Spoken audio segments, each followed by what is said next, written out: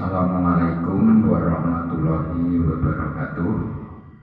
Saudara-saudara yang berbahagia, kali ini saya ingin mengadakan percobaan yang kita beri judul pembiasan cahaya. Ya. Nah, mari. Sebenarnya apa pembiasan cahaya itu? Ini ada semacam definisi yang bisa kita sampaikan bahwa yang namanya pembiasan cahaya itu adalah peristiwa terbeloknya arah rambatan cahaya saat berpindah dari satu medium ke medium lain yang berbeda kerapatan optiknya. Seperti dari udara ke air.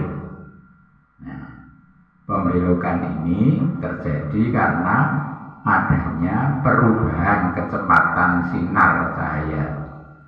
Ya, contohnya adalah sedotan yang terlihat patah ketika dilihat di dalam gelas berisi air.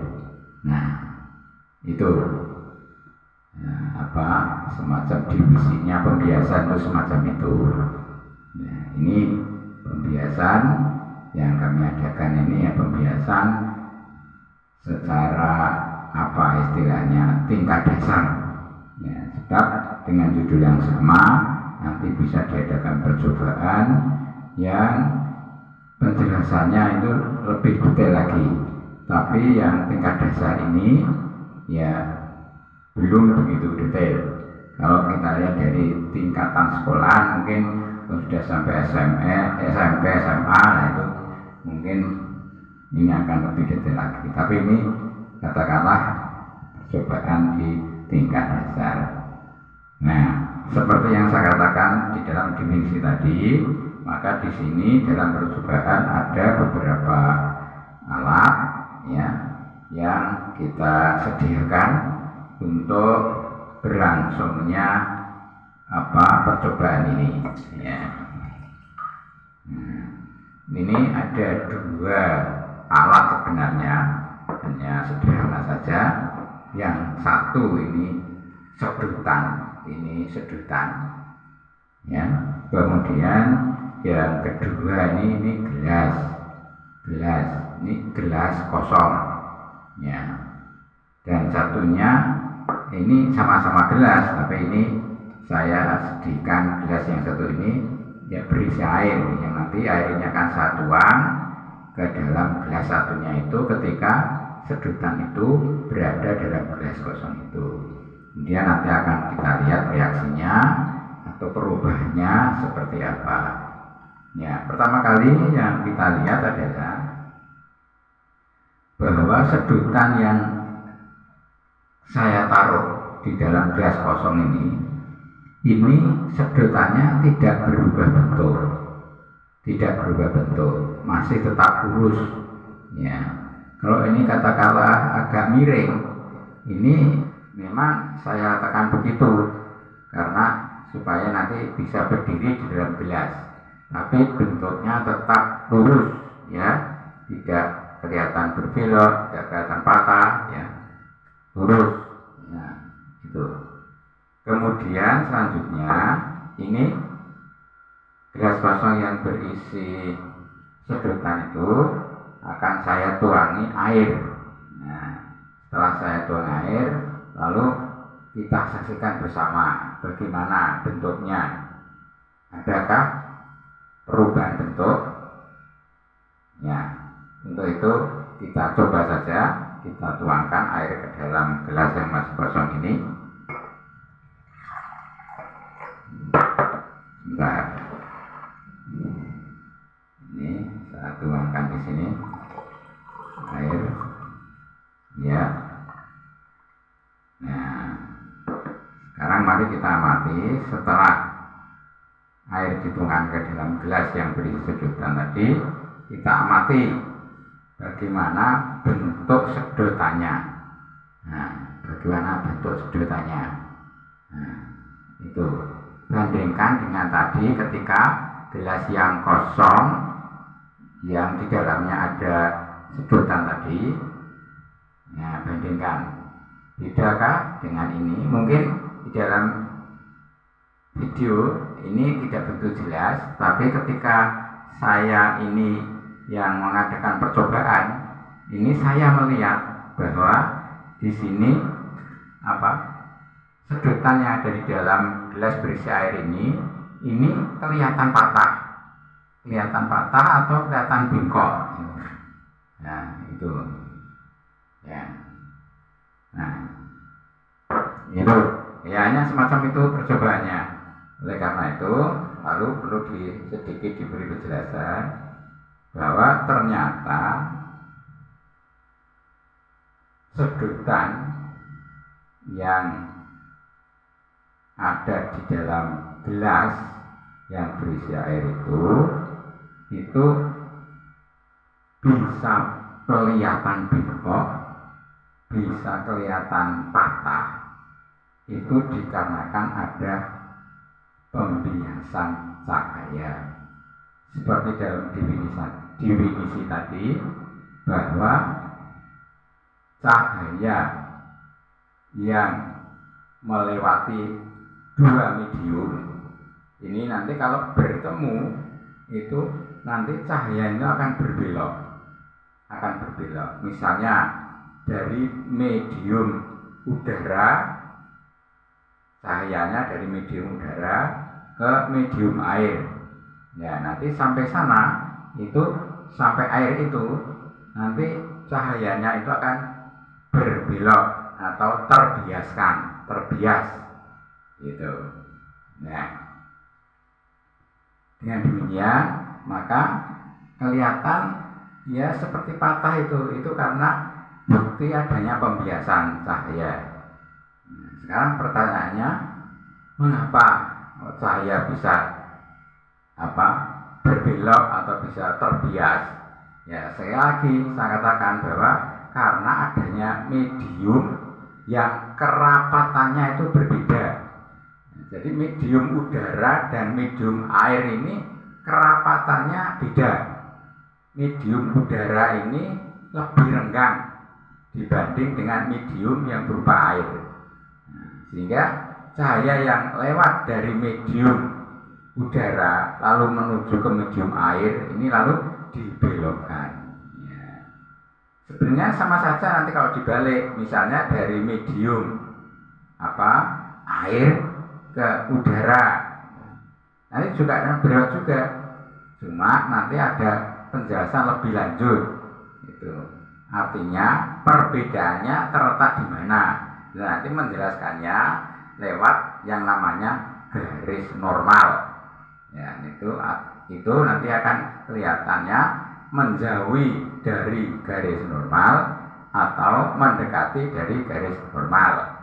Ya, ini sebaiknya ada visualisasi, tapi ini belum akan saya jelaskan. Ini yang penting kita tahu dulu bahwa yang namanya pembiasan cahaya itu dikarenakan adanya medium yang berbeda kerapatannya dilewati oleh cahaya, sehingga cahaya itu akan bias, akan berbelok. Nah, itu dulu. Ya, itu saudara-saudara yang bisa kami sampaikan.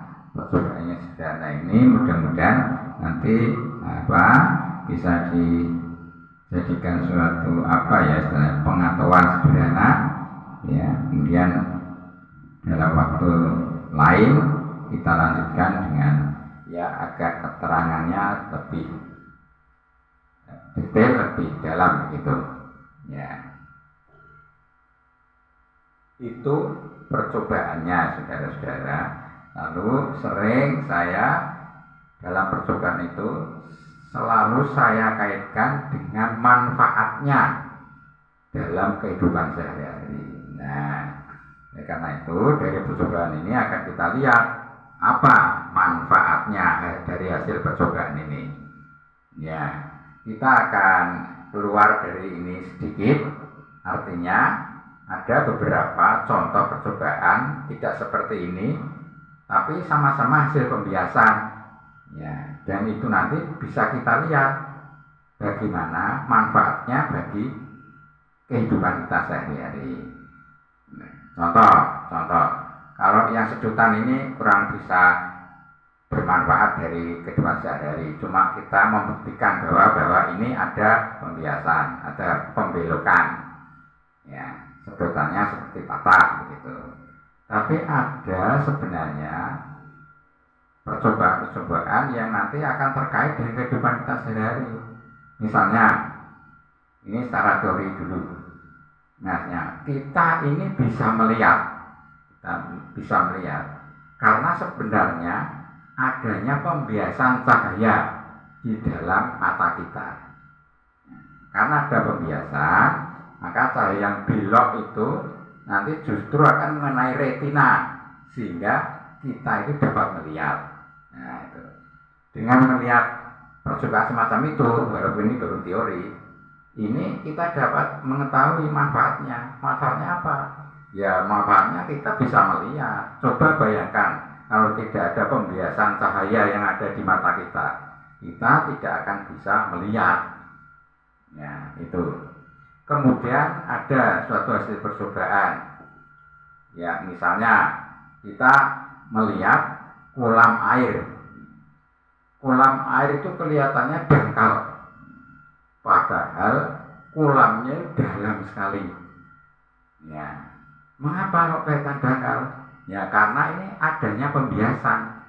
Ya, pembiasan dari cahaya lewat udara kemudian ke dalam air, cahayanya itu kemudian belok ke atas, itu ceritanya begitu.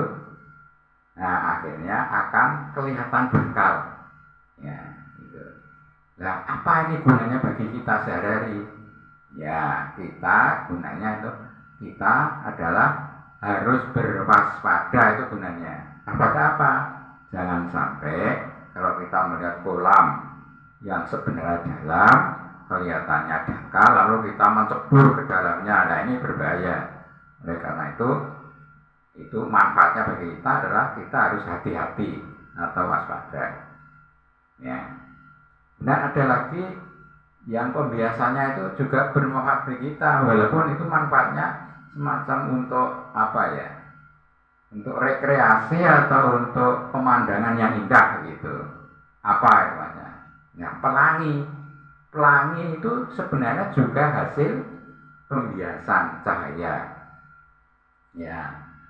Jadi pelangi yang warnanya ada berapa? 7 Michikui Bimio itu, ya, merah, hijau, kuning, nila, ungu dan sebagainya itu sebenarnya hasil pembiasan.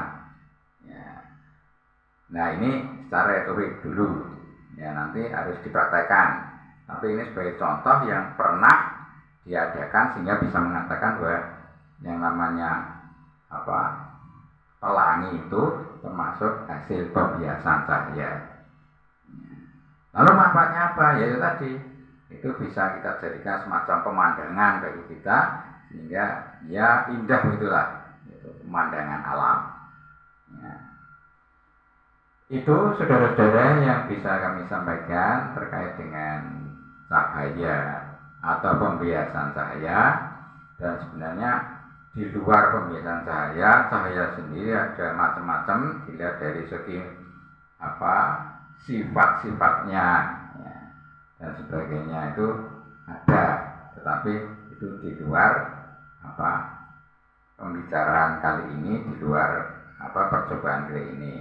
Ya, nanti kalau kita ingin tahu lebih dalam lagi terkait dengan cahaya pada umumnya, nanti bisa kita sampaikan.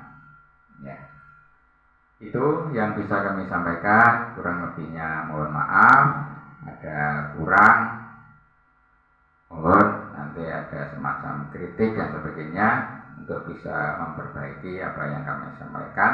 Walaupun sekali lagi ini baru tingkat dasar, ya, nanti mudah-mudahan bisa dikembangkan lagi untuk ya pengetahuan khususnya saya yang nanti akan lebih detail lagi. Terima kasih. Assalamualaikum warahmatullahi wabarakatuh.